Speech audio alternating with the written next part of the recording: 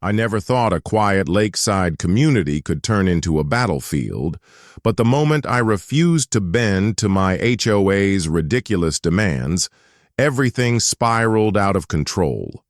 It started with petty letters, then threats, and before long, the cops were at my door, summoned by a woman who thought she ruled the neighborhood. What she didn't realize, though, was that her power trip had blinded her to one very dangerous truth about me, and once she discovered it, everything changed.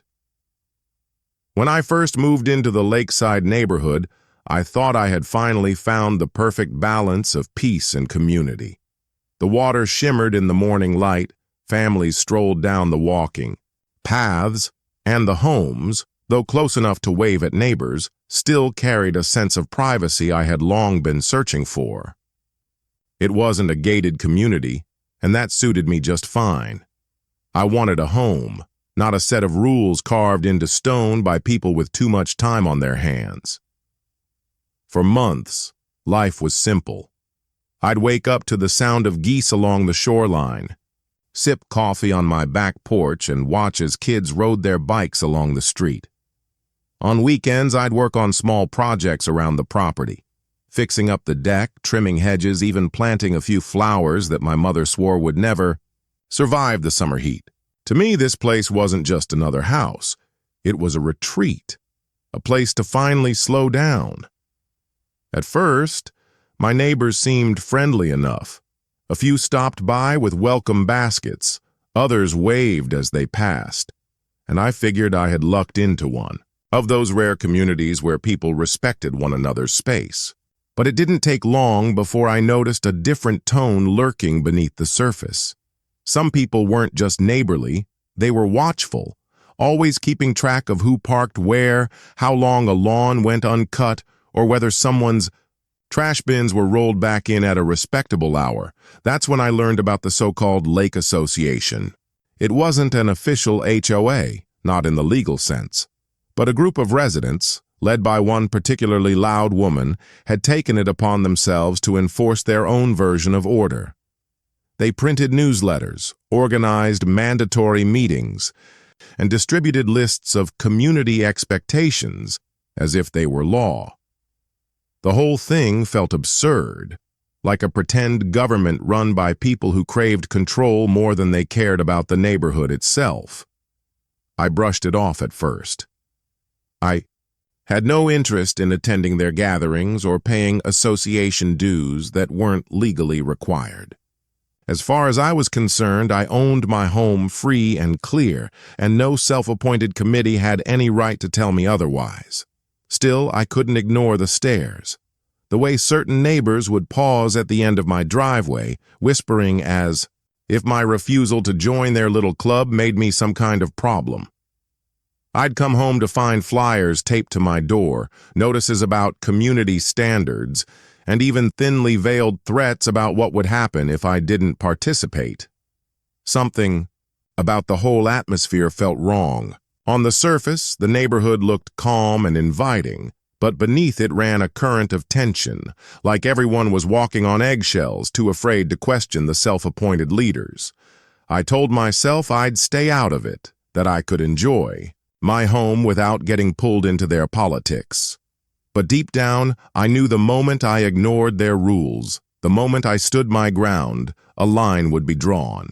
And once that line was crossed, there would be no turning back.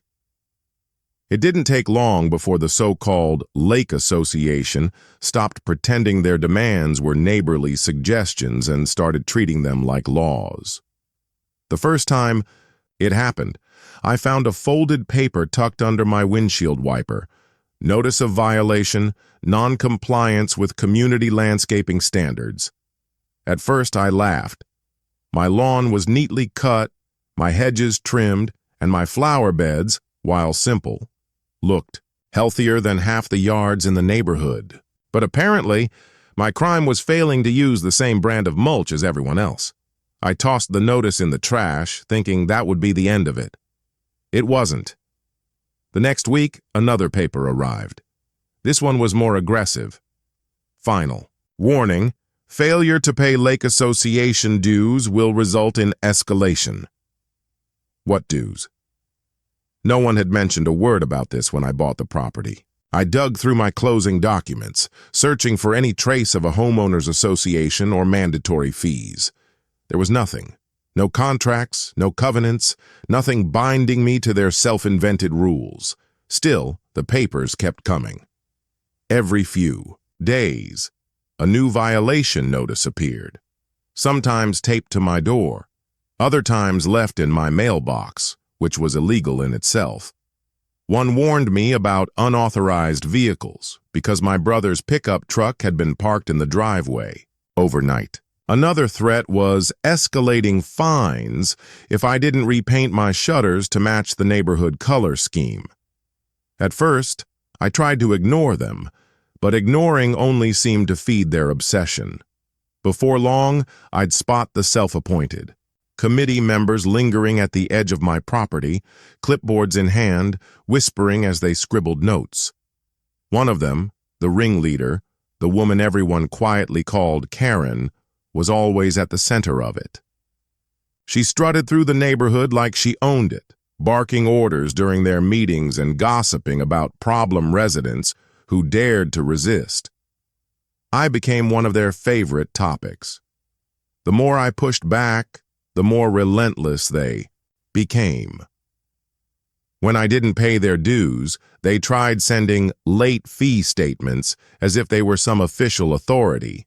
When I tossed those out, they escalated again, slipping envelopes under my door stamped with red letters, "Final." Notice.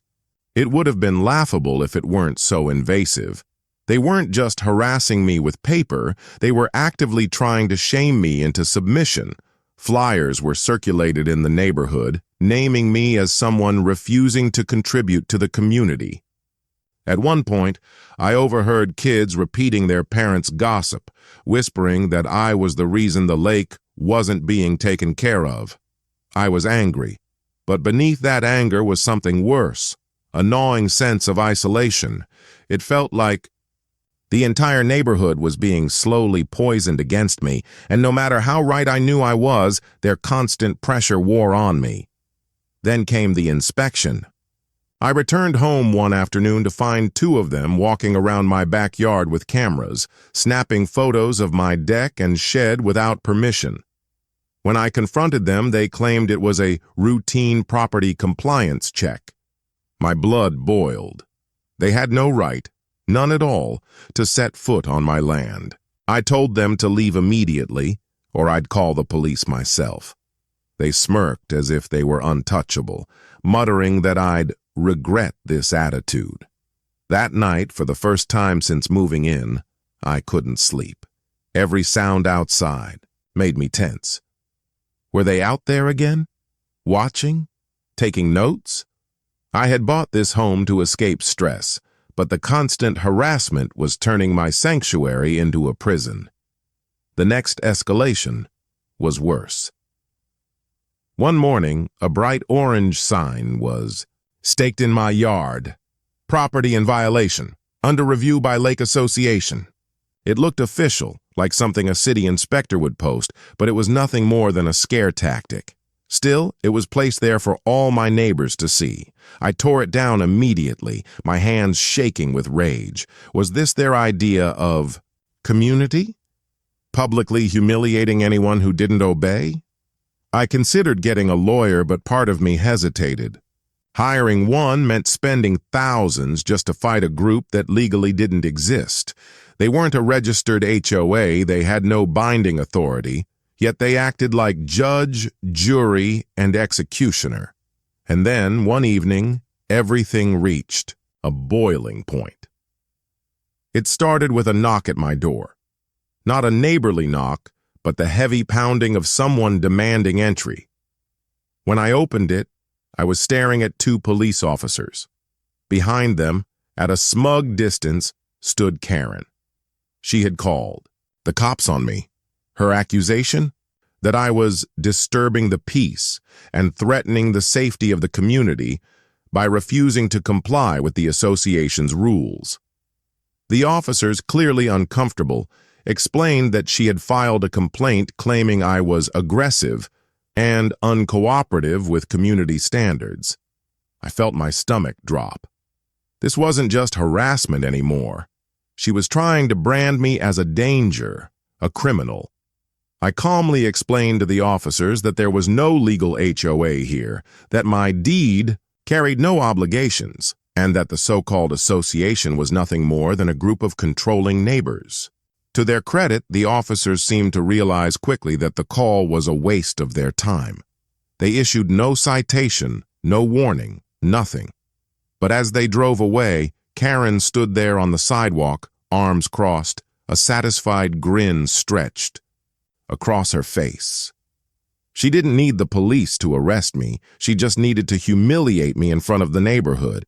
To her, the very act of summoning law enforcement was a victory, proof that she could drag me through the mud whenever she pleased, and it worked. The stares from neighbors grew sharper. The whispers are louder. I was no longer just the guy who wouldn't join. I was the supposed troublemaker, the outsider, the one making life difficult for everyone else. That night, sitting on my porch, I realized this was no longer about petty dues or fake rules. This was a full-blown power struggle, and if I didn't stand up now, she would keep escalating until she found a way to crush me completely. What Karen didn't know, what she couldn't possibly have realized, was that I wasn't just another resident she could bully. I held something far more powerful than her fake authority, something that would flip her entire world upside down once it came to light. But revealing that card too soon would ruin everything. For now, I let her believe she was winning. I let her bask in her false victory, smiling smugly as if she had already pushed me into submission. Because when the moment finally came for me to turn the tables, the fall would be devastating, and the whole neighborhood would watch it happen. By the time summer rolled around, the fake lake association had turned my life into a circus. They weren't content with warnings, fines, or police calls anymore. Now they wanted to make an example out of me. The breaking point came on a Saturday afternoon. I woke to the sound of voices outside, a low murmur that grew louder the closer. I came to the front door. When I stepped onto the porch, I froze. There were chairs set up on my front lawn, folding tables stacked with paperwork, clipboards, pens, and even a speaker system. At least 20 neighbors sat in a semicircle facing my house, like spectators, waiting for a show. And at the center of it all, Karen, standing tall, a binder clutched in her hands like a judge about to hand down a sentence. "This," she announced into the microphone, her voice sharp and cutting, "is the official disciplinary meeting for a resident who has refused to comply with our community standards. Today, we will vote on sanctions against me, on my own property." I felt my blood boil, but before I could speak, she launched into a tirade. She listed every so-called violation I had committed: the unpaid dues, the unauthorized landscaping, the disturbance of peace. She even mentioned the police call, twisting the story to paint me as hostile and unfit to live among decent neighbors. Every sentence dripped with venom. Every accusation was designed to shame me in front of the people I lived beside. Some neighbors looked uncomfortable, shifting in their seats. Others nodded along, cowed by her authority or too afraid to speak against her. And then, as if to drive the knife deeper, she held up a piece of paper. "This is the motion," she declared, "to impose a daily fine of $200 on this resident until he pays his dues and brings his property into compliance. Furthermore, if he refuses, we will move forward with legal action to have him removed." A hush fell over the crowd. I stood there, heart pounding, a mix of rage and disbelief coursing through me. Removed from my own home? Over rules that weren't even legally binding? It would have been laughable if it weren't so vicious. Karen looked at me then, smiling like she had already won. She thought I was cornered. She thought this public ambush would finally break me. But what she didn't know, what she couldn't possibly have imagined, was that the one man she had chosen to target was the very person who held the fate of her own home in his hands. I let the silence hang for a moment, long enough for everyone to feel the weight of her accusations. Then, calmly, I stepped forward. "You've made your case," I said evenly, my voice carrying across the yard. "But before you take that vote, maybe you should all know something." Every eye turned toward me. Karen stiffened, gripping her. "Bind her tighter." "You talk about compliance, about contributing to the community," I continued. "But let's get one thing straight. This isn't a legal HOA.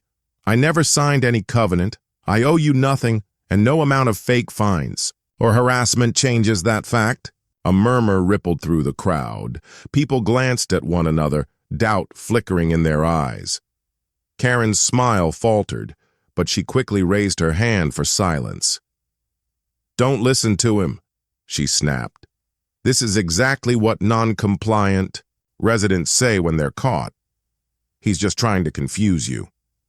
I didn't flinch. Instead, I pulled a folder from under my arm, the one I had been holding on to for months, waiting for this exact moment.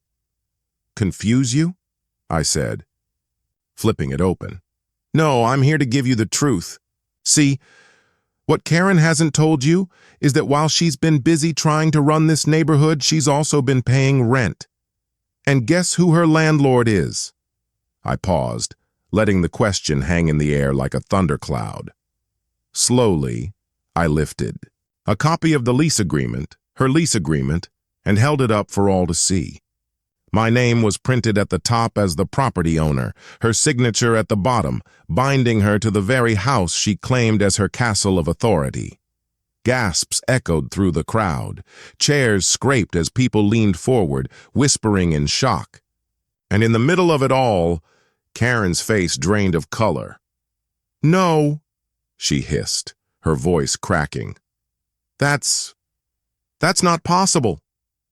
"Oh, but it is," I said, my voice calm but cutting. "You've been living under my roof this entire time. Every rule you tried to shove down my throat, every fine you threatened, every humiliation you cooked up, you did it while renting from me. And now, after everything, you've left me with a very simple choice." I let the silence hang again, my eyes locked on hers. She was trembling now, her facade crumbling in front of everyone. "I could let this go," I said slowly. "Pretend this never happened. Or I could exercise my legal right as your landlord. I could file for eviction, and if you think I won't do it, think again." The effect was immediate. The smug queen of the Lake Association was suddenly nothing more than a tenant standing on shaky ground. The neighbors who had once followed her lead now stared at her with a mix of disbelief and disgust. The power she had clung to so tightly evaporated in an instant. Karen stammered, desperate to salvage control. You can't evict me. They won't let you. This community needs me." But no one moved to support her. No one clapped, no one cheered. Instead, the silence stretched, heavy and suffocating, as her empire of intimidation collapsed around her. I closed the folder and tucked it under my arm, turning toward the crowd. "I came here for peace," I said firmly. "I didn't want a fight. But let this be a reminder. No one has the right to bully, harass, or threaten their neighbors with fake authority. This is a neighborhood, not a dictatorship." And as for Karen, well, let's just say her time in this community is coming to an end. I didn't need to say more. The message was clear. Karen stood frozen, her mouth opening and closing without words. For the first time, she wasn't in control. For the first time, she had no power to fight back. The crowd slowly dispersed, whispers trailing into the summer air. Some nodded at me with respect. Others avoided eye contact out of guilt for ever siding with her. And Karen?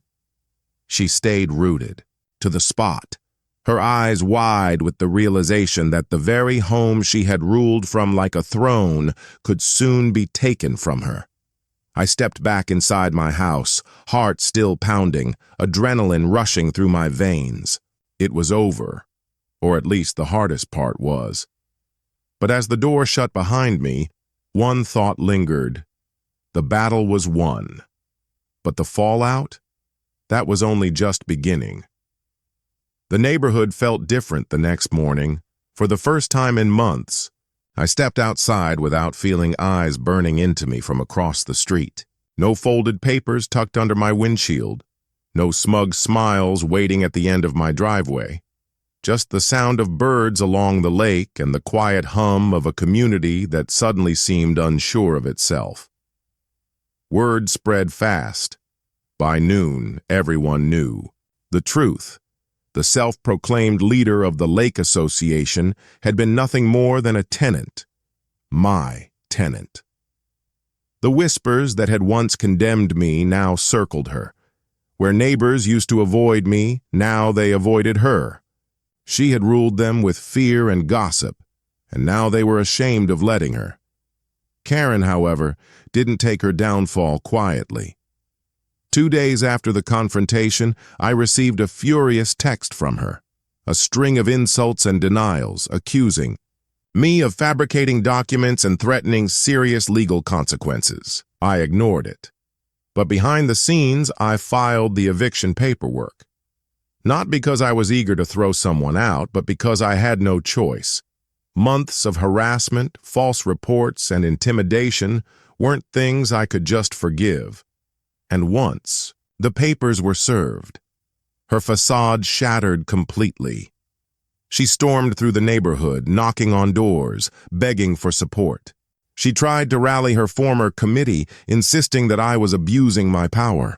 But the more she spoke, the more desperate she sounded. Neighbors who once applauded her rules now shut their blinds when she walked up their driveways. Her reign had ended, and the silence of those she once commanded was deafening.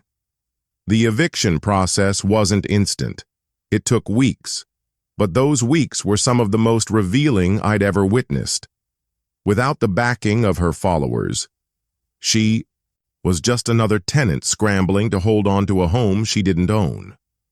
Her threats lost their sting. Her demands carried no weight.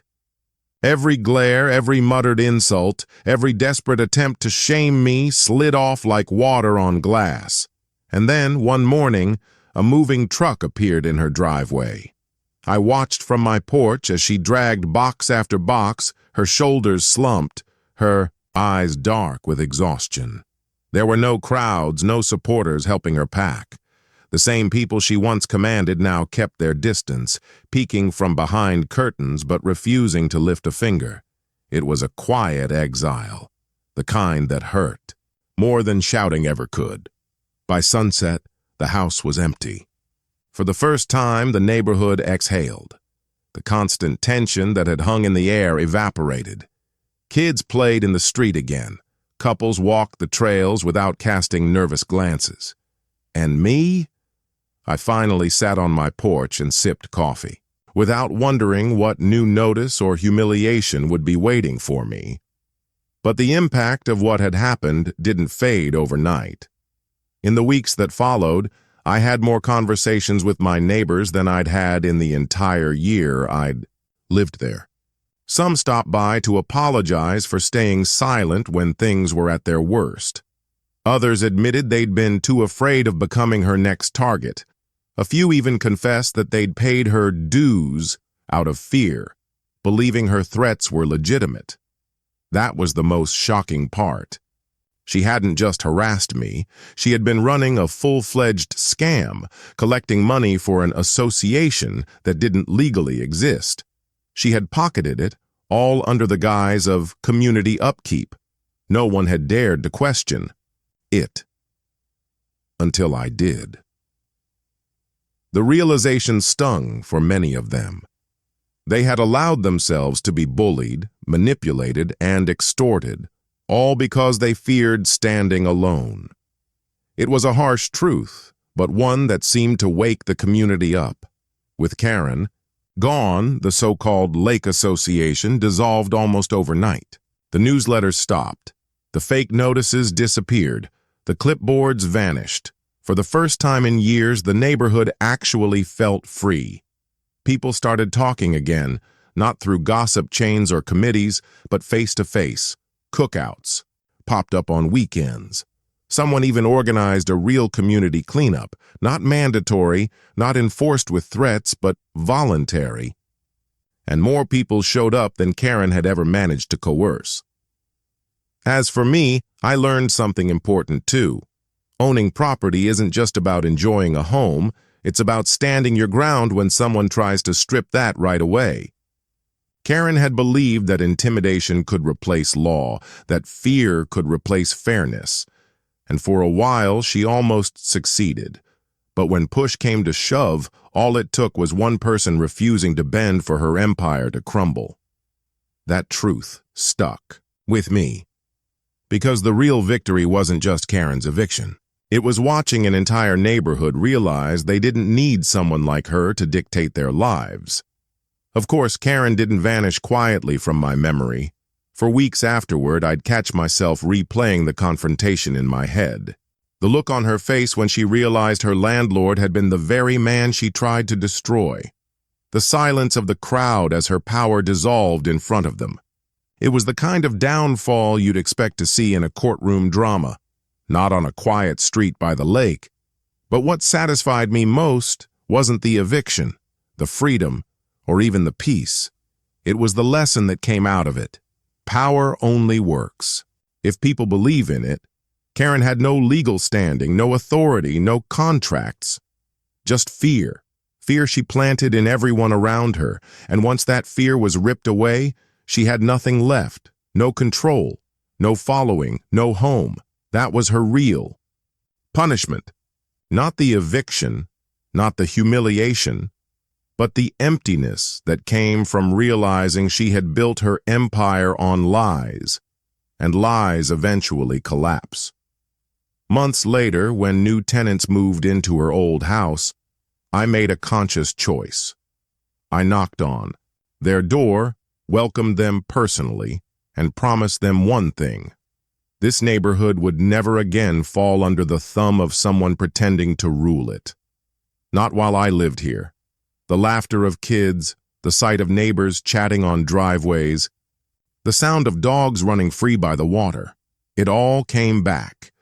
Slowly but surely, the neighborhood healed. And so did I. Still, every time I think back, one question lingers. A question I'd ask anyone watching this story unfold. What would you do if someone in your neighborhood tried to crown themselves ruler? Would you bow down to their fake authority, or would you stand your ground, even if it meant standing alone?